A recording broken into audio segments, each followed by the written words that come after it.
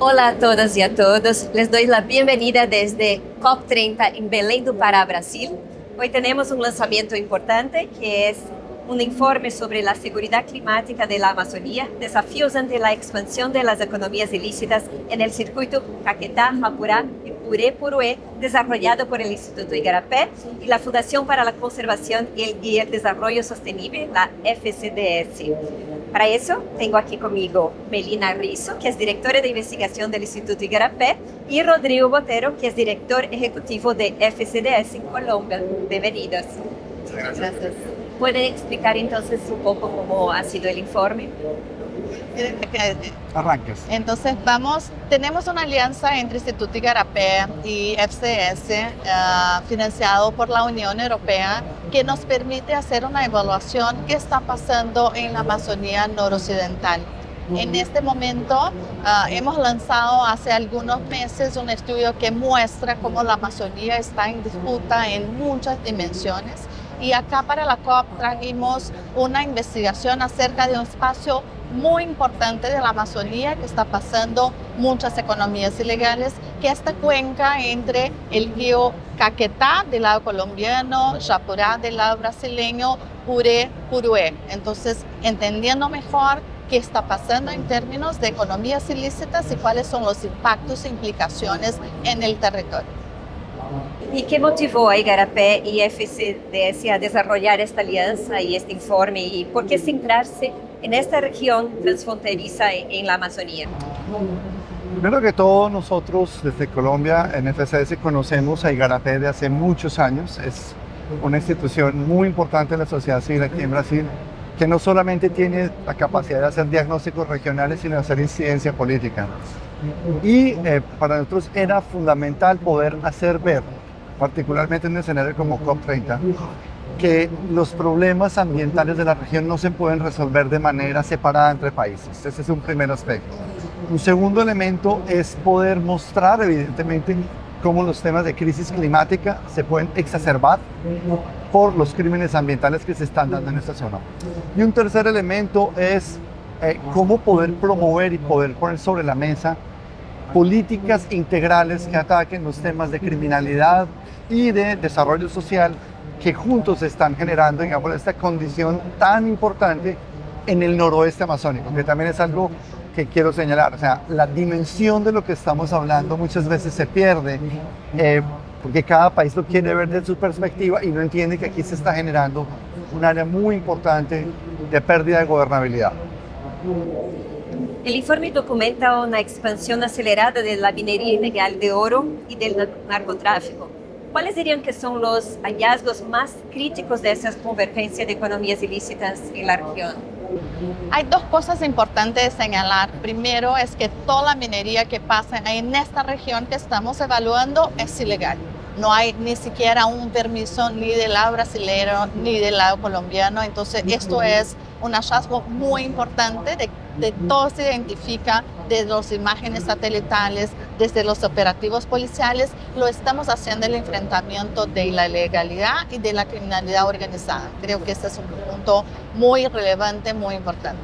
En segundo, estamos mirando que el río, especialmente este corredor de Caquetá-Japurá, es un corredor de mercancías ilícitas que están fluyendo, en especial drogas como la marihuana. Entonces es un corredor muy importante de marihuana, pero que también lleva el oro que se está extrayendo de manera ilegal hacia otras partes. Entonces llega hasta Japurá y de ahí de avión para otras partes. Entonces en este estudio también estamos identificando no solamente los roles de los ríos amazónicos en términos del transporte de mercancías ilícitas y como la falta de vigilancia, ¿no?, en cerca de los ríos que está pasando, pero también el multimodal, es decir, esto también se sale de avión para otras partes y ahí sí alcanza como centros que hacen distribución, porque estamos hablando de mercados, no solamente, ¿no?, el mercado brasilero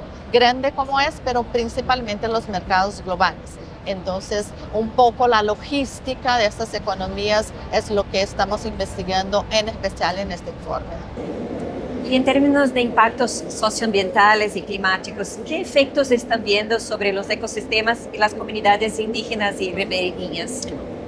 Mira, lo que acaba de señalar Melina implica que hay una articulación entre movilización de narcotráfico y minería ilegal. Es extremadamente potente, uno, en términos financieros. Dos, está asociada a grupos armados que tienen control territorial y que tienen, digamos, una presión enorme sobre comunidades locales. Tercero, que parte de los dineros que salen de estas economías ilegales son motores de transformación en otras zonas de la Amazonia. Hemos visto cómo hay flujos de dinero que van hacia los temas de deforestación, de movimiento de ganado, de construcción de nuevas carreteras, inclusive de movilización de poblaciones. Tenemos un asunto que es crítico y es que esa zona es donde probablemente tenemos una nueva mayor concentración de mercurio dentro de las aguas y dentro de lo que está comiendo la comunidad local en peces y en otros grupos taxonómicos que están altamente contaminados. Entonces, ¿qué estamos generando? Un problema de salud pública, correcto. Estamos impulsando deforestación en gran escala en donde se van estos fondos y estamos teniendo un problema enorme de vinculación y cooptación de las poblaciones locales en estos circuitos por el control que hacen los grupos armados que están allí, grupos armados y económicos. Entonces, ese es un poco el, digamos, llamado de atención de cómo poder abordar esto en un escenario mucho más grande como es el del acuerdo de países de la cuenca amazónica. Bueno, uno de los aportes más fuertes del informe es el análisis de gobernanza. ¿Qué vacíos estructurales encontraron entre Colombia y Brasil y por qué estos vacíos facilitan la expansión de las economías ilícitas? Acá tenemos mucho que hablar y por eso que estamos siempre haciendo, y creo que esta alianza es tan fructífera porque podemos mirar qué está pasando de cada lado de la frontera, porque encontramos muchas particularidades en los países, pero también cosas que nos unen. Los desafíos, los retos son muy similares, los roles que están también, y ahí tenemos como vacíos de gobernanza, en especial el trabajo conjunto entre los países. Es imposible hacer el enfrentamiento de esto que comentaba y que estamos mirando de manera aislada. Necesitamos de la policía, de la fiscalía, de los órganos ambientales, necesitamos de las comunidades locales y todavía no tenemos un espacio de conformación, y por eso es tan importante hacer ese diálogo en la COP30, hacer el diálogo con CAF, que mira un poco todos estos países porque necesitamos avanzar. Además de la parte de cada país, entonces acuerdos bilaterales, pero también el fortalecimiento del multilateralismo que está totalmente en crisis, y acá miramos, ¿no?, este proceso. Creo que recién también en USA, Brasil, Colombia también se ha manifestado como es tan importante en una conferencia como esa hablar del tema de la deforestación cero como un elemento central para las crisis climáticas. Entonces, que estamos mostrando es cómo este tipo y estos desafíos de gobernanza son tan centrales para lo que estamos mirando en este proceso. Y Rodrigo, quiero añadir, quería ¿no? Sí. unirme del último punto que señala Melina respecto a multilateralismo y corresponsabilidad global.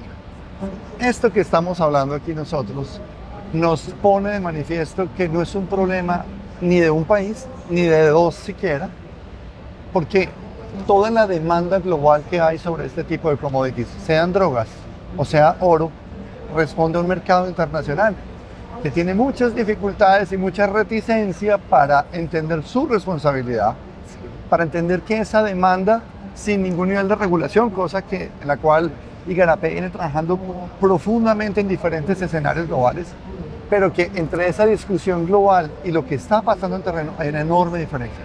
Voy a ponerte un ejemplo.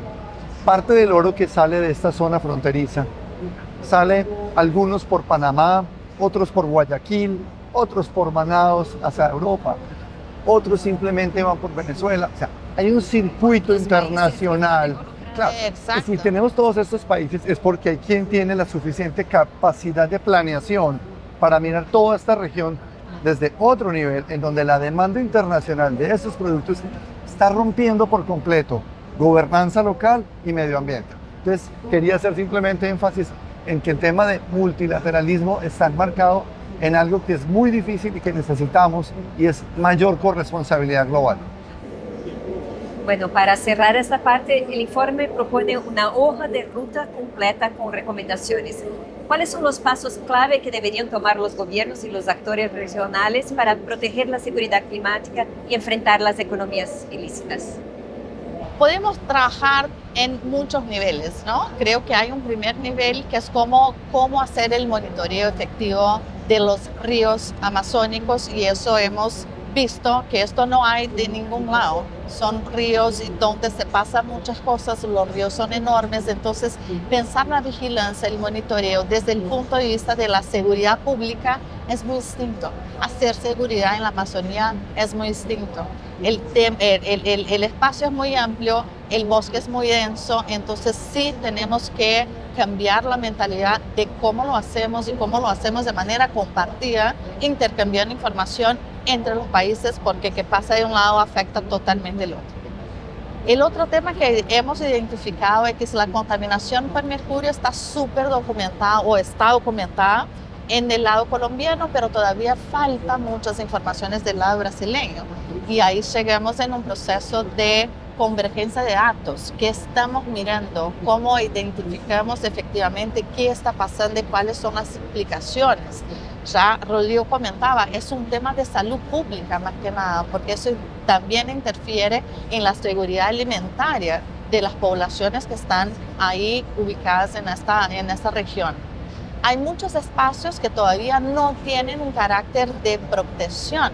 Es decir, hay parques naturales o comunidades indígenas en el territorio, pero exactamente en esta franja donde se avanza hay territorios que todavía no tienen protecciones específicas del Estado, y estamos mirando bastante desde el lado brasileño. Hay espacios de bosques públicos como florestas no designadas que todavía hay que pensar qué hacer con este espacio para hacer esta protección de no fragmentación del bosque.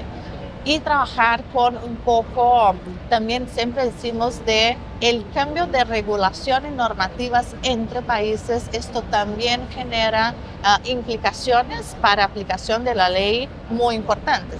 Les pongo un ejemplo. Está prohibido desde el lado colombiano la utilización de mercurio en minería. Aunque no se está autorizando del lado brasileño, no está prohibido. Entonces, esta fragilidad, y ahora recién hablábamos, ¿no? Toda la maquinaria que se utiliza para explotar en los ríos, ¿no? Estas dragas, los dragones enormes, vienen de Brasil. Entonces tenemos un proceso de control de fronteras, y más de que una mentalidad solamente militar, como de intercambio de información entre los países para efectivamente hacer frente a este tamaño desafío que tenemos en la región. Bien, ¿hay algún mensaje final que les gustaría? Pues estamos ante una evidencia del trabajo que hemos querido poner al público, de que es absolutamente necesario generar un primer hito político de decisión para tener territorios de manejo integrado entre países, entre naciones, por la importancia climática, por la importancia en biodiversidad, por su importancia social, pero también por las implicaciones que tiene en términos de la gobernabilidad. Entonces, eso es un paso en una nueva forma de entender también esos territorios aislados que hoy por hoy juegan este papel crítico. Uno. Dos, lo señalaba Melina, este es el territorio probablemente menos densamente habitado de toda la región, de todo el continente. Y sin embargo, no hemos tenido la capacidad de recuperar esas poblaciones a través de la garantía de derechos para que no estén presas literalmente de esas economías ilegales y de entrar en la delincuencia. Entonces, ahí hay un reto que es enorme, que no es de corto plazo, pero que es importante porque el facilismo de la intervención puramente policial o militar está a la vuelta de la esquina. Y ahí podríamos cometer errores y, por el contrario, incentivar aún más que la gente migre hacia las economías. Y el tercer nivel es la acción política conjunta para poder seguir avanzando en el tema de corresponsabilidad internacional. O sea, es muy difícil para nosotros, con lo que tenemos hoy en día en términos de el mercado de drogas, el mercado del oro, competir contra eso si no tenemos una corresponsabilidad internacional. Entonces, claro, son acciones de corto, mediano y largo plazo, son acciones locales, regionales e internacionales, pero eso es lo que nos está mostrando el informe. Tenemos que tener una visión política amplia para un problema complejo. ¿Quieres dejar un mensaje desde el Instituto Igarapé? Creo que es un llamado a la acción de todos los gobiernos, de la corresponsabilización y un poco la unión de todos. Es lo que traemos acá, este mensaje para entender realmente qué está pasando y eso que hacemos. Extraer la evidencia desde el territorio para poder pensar las políticas públicas y las soluciones y los acuerdos que realmente puedan cambiar la vida de las personas que están en el territorio y la protección del bosque. Muchísimas gracias entonces, Melina, Rodrigo. Gracias a todos. Chao.